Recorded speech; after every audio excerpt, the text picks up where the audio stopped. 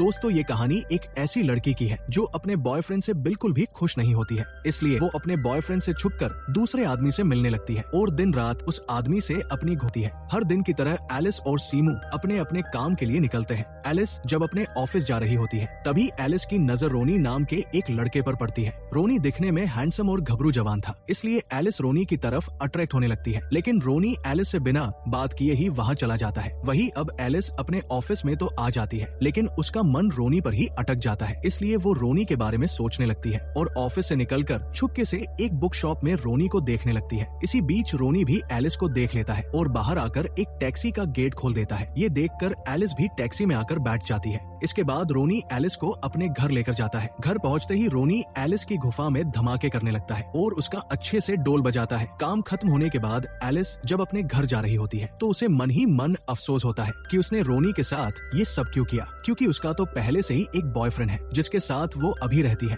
वही एलिस अपने घर आ जाती है। रात के समय उसे पता चलता है रोनी ने माउंटेन पर बहुत सारे लोगों की जान बचाई थी, क्योंकि रोनी भी उस वक्त उसी माउंटेन पर चढ़ रहा था जिसे हमने कहानी की शुरुआत में देखा था। ये सब जानकर एलिस रोनी से और भी ज्यादा इम्प्रेस हो जाती है, इसलिए वो रोनी से मिलने के लिए सीधे ही उसके घर पहुंच जाती है, जहां एक फिर रोनी एलिस की प्यास बुझाता है और उसे पूरी तरह से खुश कर देता है। काम खत्म होने के बाद एलिस रोनी से माउंटेन में हुए एक्सीडेंट के बारे में पूछती है। इस पर रोनी एलिस को बताता है, मैंने वहाँ बहुत सारे लोगों को बचाने की कोशिश की, लेकिन मैं सभी लोगों को नहीं बचा पाया। रोनी एलिस को ये भी बताता है उस एक्सीडेंट में उसकी गर्लफ्रेंड की भी डेथ हो गई। रोनी को इमोशनल देखकर एलिस रोनी को रिलैक्स होने के लिए कहती है। वही एलिस जब अपने घर वापस आ रही होती है तभी एलिस को उसके बॉयफ्रेंड सीमू का कॉल आता है। सीमू एलिस को बाजार से कुछ सामान लाने के लिए कहता है। घर आने के बाद एलिस बहुत दुखी होती है, क्योंकि अब वो रोनी से प्यार करने लगी थी और दूसरी तरफ सीमू उसकी लाइफ में था। लेकिन जैसे तैसे करके एलिस सीमू को उससे ब्रेकअप करने के लिए कहती है, मैं किसी और से प्यार करने लगी हूँ और मैं इस तरह से तुम्हारे साथ नहीं रह सकती हूँ। इसी बात को लेकर एलिस और सीमू के बीच बहस हो जाती है और एलिस सीमू से ब्रेकअप करके उसके घर से निकलकर रोनी के घर जाती है,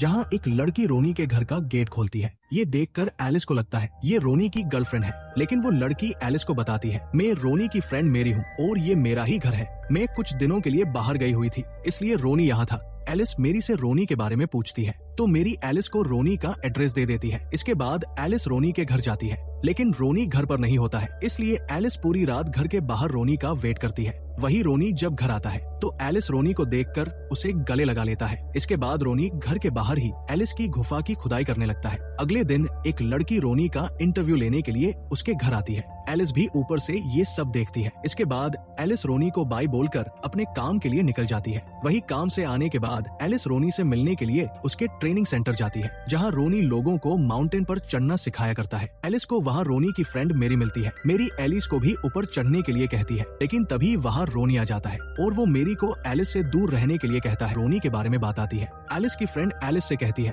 तुम पहले से ही सीमू के साथ रिलेशन में थी, लेकिन फिर भी तुमने मजे करने के लिए नया बॉयफ्रेंड बना लिया और उसे तुम अच्छी तरह से जानती भी नहीं हो। लेकिन एलिस उसकी बात को इग्नोर करके अपनी फ्रेंड से सीमू के बारे में पूछती है, तो वो एलिस को बताती है, तुम्हारे जाने के बाद सीमू पूरी तरह से बदल चुका है और वो पूरे दिन नशे में रहता है। वही अब एलिस अपनी फ्रेंड को रोनी से मिलवाने के लिए लेकर जाती है, लेकिन रास्ते में एक चोर एलिस का बैग लेकर भाग जाता है। तभी रोनी भी वहाँ आ जाता है और वो भी ये सब देख लेता है, इसलिए रोनी उस चोर का पीछा करने लगता है और उसे पकड़ लेता है। रोनी उस चोर को बहुत बुरी तरीके से मारता है। ये देखकर एलिस बुरी तरीके से डर जाती है। रोनी एलिस से कहता है, मैं तुम्हें कुछ नहीं होने दूंगा, और वो उसे किस कर लेता है। अगले दिन एलिस और रोनी शादी करने के लिए जा रहे होते हैं। तभी एलिस को घर पर एक लेटर मिलता है। एलिस जब उस लेटर को खोल कर पढ़ती है तो उसमें लिखा हुआ था, तुम जिस रोनी एलिस की न्यूड फोटो खींचने लगता है। इसके बाद रोनी एलिस को एक पहाड़ पर लेकर जाता है, जहाँ पूरे दिन चलने के बाद ये लोग एक जगह आकर रुकते हैं। वहाँ रोनी बहुत ही अलग तरीके से एलिस के साथ अपनी शादी की पहली रात एंजॉय करता है।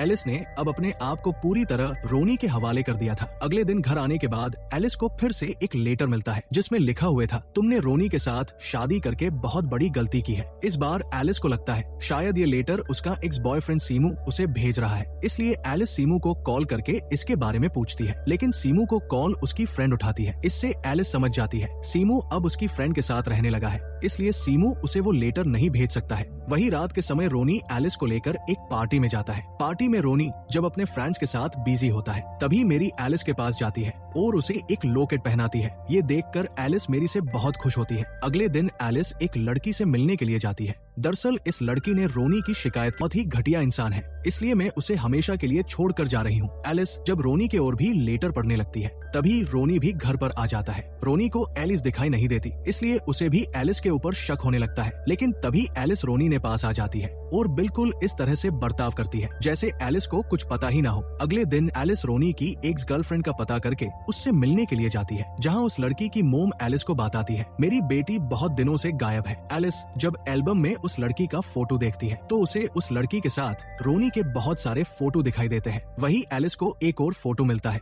जो बिल्कुल उसी जगह का था जहां रोनी ने एलिस का फोटो क्लिक किया था। ये देखकर एलिस को रोनी के ऊपर और ज्यादा शक होता है और उसे लगता है रोनी ने ही इस लड़की का मर्डर किया है। वही एलिस जब घर आती है तो उसे रोनी पहले से ही घर में मिलता है। रोनी एलिस से पूछता है तुम कहाँ गई थी, मैं कब से तुम्हारा वेट कर रहा था। रोनी जब एलिस को गफा गफ करने के लिए गर्म करने लगता है तो एलिस रोनी को सब सच सच बता देती है कि वो कहाँ गई थी। एलिस रोनी से पूछती है तुमने तुम्हारी एक्स गर्लफ्रेंड को क्यों मारा है। इस पर रोनी एलिस को बताता है मैं उसे नहीं मार सकता हूँ क्योंकि मैं उससे प्यार करता था। रोनी एलिस को यकीन दिलाने की कोशिश करता है कि वो खूनी नहीं है, लेकिन एलिस को रोनी की बातों पर अब भी विश्वास नहीं होता है। इसलिए एलिस बहाना बनाकर रोनी के घर से भाग जाती है क्योंकि एलिस को लगता है रोनी उसे भी मार देगा। रोनी भी एलिस को पकड़ने के लिए उसका पीछा करता है, लेकिन एलिस एक जगह आकर छुप जाती है। इससे रोनी एलिस को नहीं पकड़ पाता। रोनी के जाने के बाद एलिस पुलिस स्टेशन आती है और वहाँ एक ऑफिसर को रोनी के बारे में बताती है, लेकिन पुलिस ऑफिसर एलिस की बात पर विश्वास नहीं करते हैं क्योंकि एलिस के पास रोनी के खिलाफ कोई भी सबूत नहीं था। दूसरी तरफ रोनी भी पुलिस स्टेशन आता है